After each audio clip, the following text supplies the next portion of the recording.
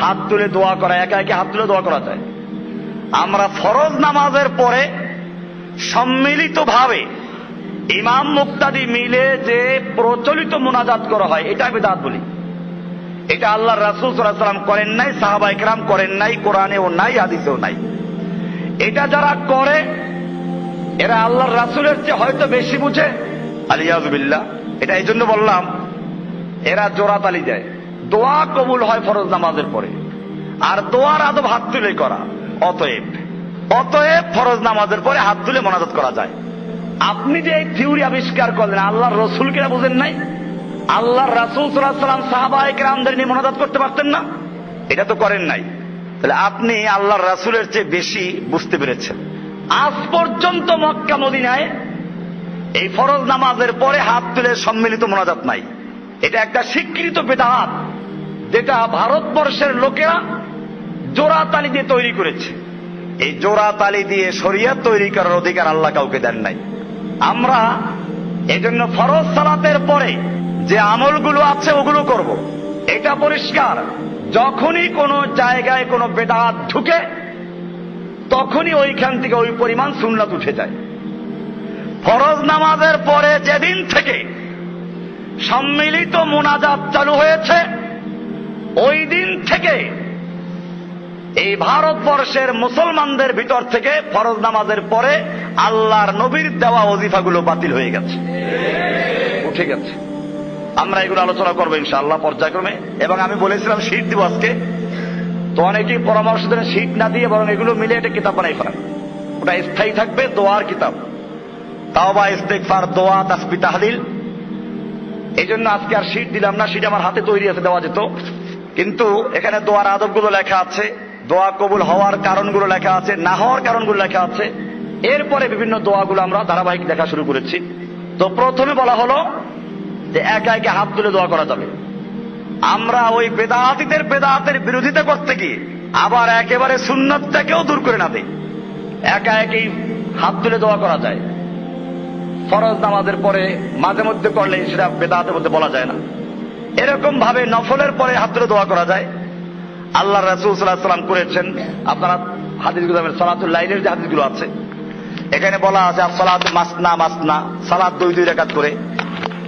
ওই হাদিস দিয়েই কিন্তু যারা মোনাজাত দেয় তারা দলিল পেশ করে, মানুষকে বুঝিয়ে দেয় তো নামাজ পাওয়া গেল। কিন্তু ওই যে হাদিসের শুরুতে বলা আছে যে 2 রাকাত করে, সালাতু মাসনা মাসনা, 2 রাকাত করে, ওই জায়গাটা আর পড়ে না। কারণ ওইটা পড়লেই তো একজন লোক বুঝতে পারবে যে 2 রাকাত করে নামাজটা কোন নামাজ, এটা রাতের নফল নামাজ। ওই নামাজের পরে হাত তুলে মোনাজাত করা যায়, দোয়া করা যায়। তো এরকম আপনি হাত তুলে দোয়া করতে পারেন। এরপরে দোয়ার পূর্বে আল্লাহর প্রশংসা করা, হামদ করা, আল্লাহর সানাসেবাত করা। এমনি ভাবে যে বিষয়ে দোয়া করবেন সেই বিষয়ের সাথে সামঞ্জস্যশীল আল্লাহর গুণবাচক নামগুলো দিয়ে দোয়া করা। আপনি দোয়া করবেন তা জালিমের বিরুদ্ধে, আপনার শত্রু জালিমের বিরুদ্ধে, অত্যাচারীর বিরুদ্ধে দোয়া করেন, ইয়া রহমান ইয়া রহিম, ও দয়ালু আল্লাহ তুমি ওর উপরে ধ্বংস করে দাও, এটা হবে। এইখানে দোয়া করতে হবে ইয়া জব্বার ইয়া কাহার, হে জব্বার মহা ক্ষমতাবান, হে কাহার মহা প্রতাপশালী, তুমি আমার এই বড় শত্রু জালিমকে তুমি ধ্বংস করে দাও।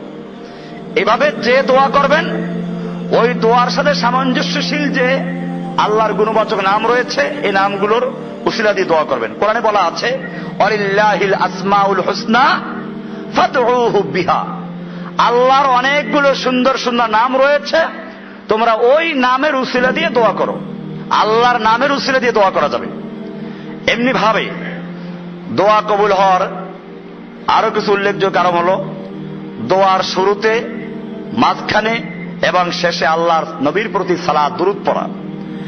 এমনি ভাবে নিজের পাপের স্বীকারোক্তি দেওয়া, আল্লাহ আমি পাপী, আমি অন্যায় করেছি, গুনাহগার, তুমি আমাকে ক্ষমা করে আমার দোয়াগুলো কবুল করো।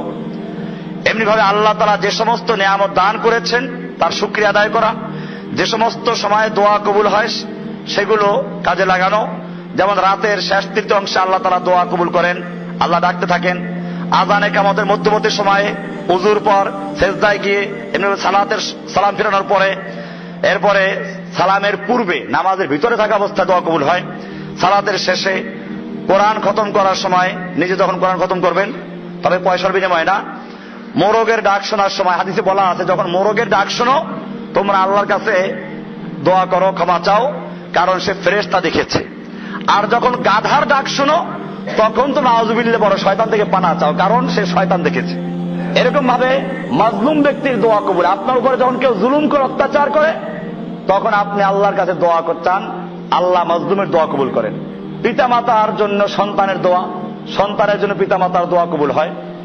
এমনি ভাবে যখন যুদ্ধের ময়দানে শত্রুর মুখাপেক্ষী হয় তখন দোয়া কবুল হয়। এমনি ভাবে আপনি একজন ভাইয়ের জন্য দোয়া করবেন তার পিছনে।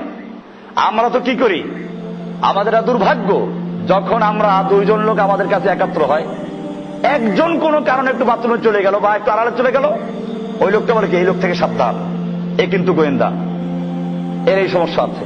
এই চরিত্র আমাদের বর্জন করতে হবে।